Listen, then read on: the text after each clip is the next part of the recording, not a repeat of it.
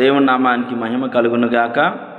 మన ప్రభువును రక్షకుడైన యేసుక్రీస్తు వారి నామంలో ఈ వాక్యాన్ని వింటున్న మీ అందరికీ హృదయపూర్వకమైన వందనాలు. ఈ సమయంలో బైబిల్లో కాలేబు అనేటువంటి ఒక వ్యక్తి జీవితం గురించి రాయబడి ఉంది.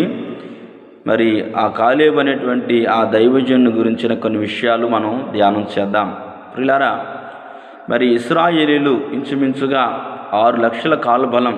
ప్రియులారా, మరి ఇశ్రాయేలు దేశానికి అనగా పాలు తేనెలు ప్రవహించే దేశానికి ఐగుప్తు చెర నుండి విడిపించబడి ప్రయాణమై బయలుదేరి వెళ్ళారు.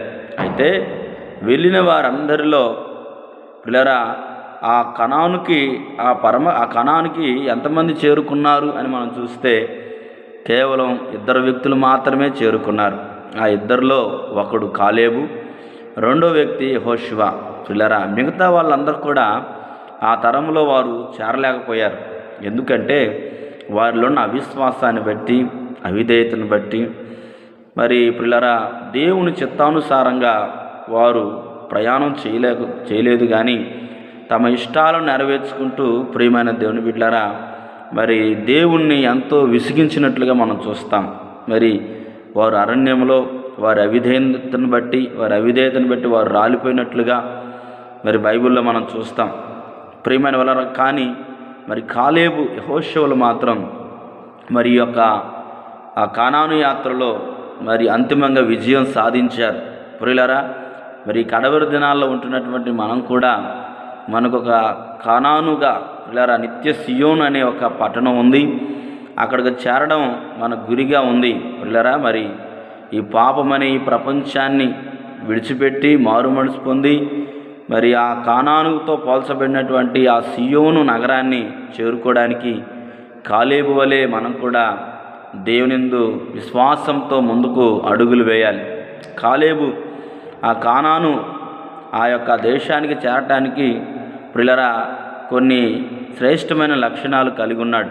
అందులో మొట్టమొదటిగా నిండు మనస్సుతో దేవుణ్ణి వెంబడించిన వాడుగా, పూర్ణ మనస్సుతో దేవుణ్ణి అనుసరించిన వాడుగా మనకు కాలేబు కనిపిస్తున్నాడు. ప్రియులారా, మరి ఈ రోజున దేవుని యందు విశ్వాసం ఉంచిన నీ జీవితంలో కాలేబు వలె నిండు మనస్సుతో దేవుణ్ణి అనుసరిస్తున్నావా? నిండు మనస్సుతో దేవుని యందు భయభక్తులు కలిగి ఉంటున్నావా?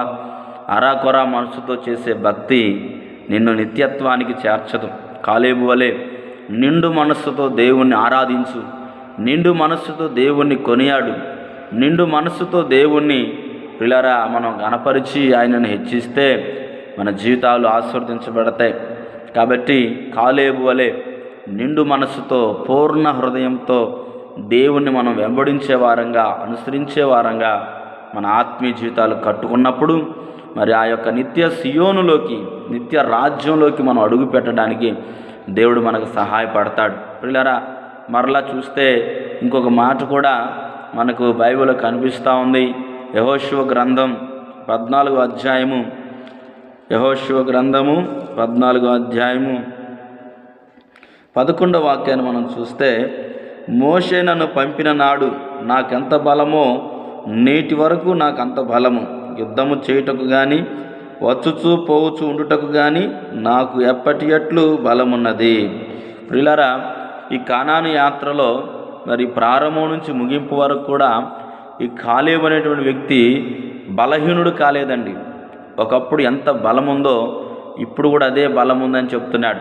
ఈ రోజున యేసుక్రీస్తునందు విశ్వాసం ఉంచిన నా జీవితంలో కాలేబు వలె బలహీనత అనేది రాకుండా ఆత్మీయ జీవితంలో ఎల్లప్పుడూ బలవంతులుగా ఉంటున్నామా?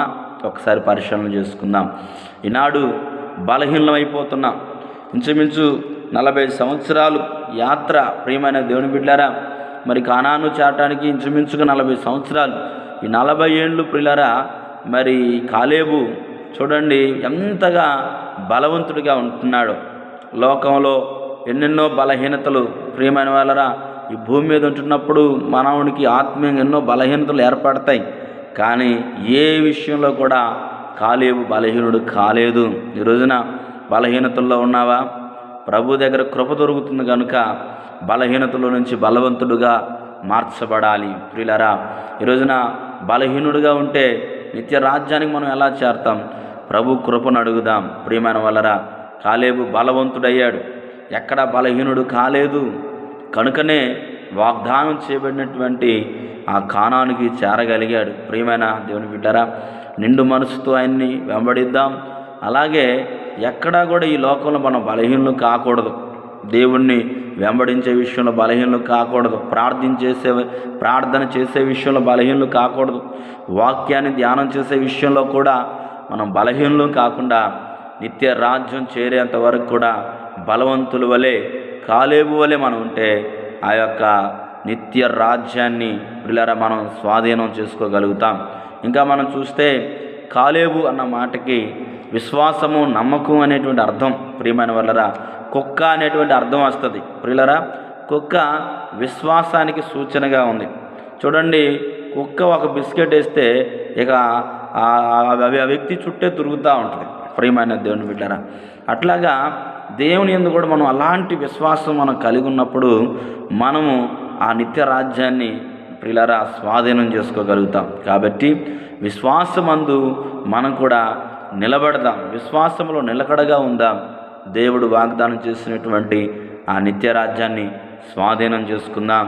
కాబట్టి కాలేబు వలె ప్రియరా మనము నిండు మనసుతో దేవుని వెంబడిస్తూ అనుసరిస్తూ, అలాగే మరి బలహీనులు కాకుండా ఈ ఆత్మీయాతలో బలవంతులుగా ఉండి నిత్య రాజ్యానికి మనం వారసులుగా మారదాం.